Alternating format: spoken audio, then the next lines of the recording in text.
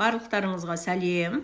Әлі елка құрмаған, шыршаны құрмаған қыздар маған кейбіреулер жазып жатыр. Қай сектор дұрыс, север мен юго-запад деп жатыр. Сол дұрыс па деп жатқан қыздар. Север мен юго-запад сектор елкаға дұрыс. Север әсіресе шикарный.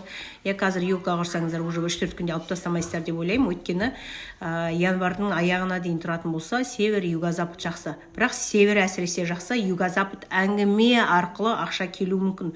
Өйткені елкада гирляндылар жанып тұрады, уже активацияның бірі болып есептеледі. Енді север сектор жақсы. Либо малый тайчи бойынша север секторге қойсаңыздар да болады.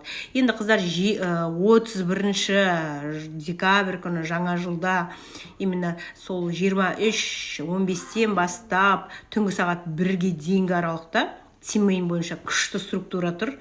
Арқамызды северо-западқа қаратып тілектелесеңіздер міндетті түрде орын алады. Әсіресе салют атып атқанда северо-западқа арқаңызды қаратып тілектелеңіздер.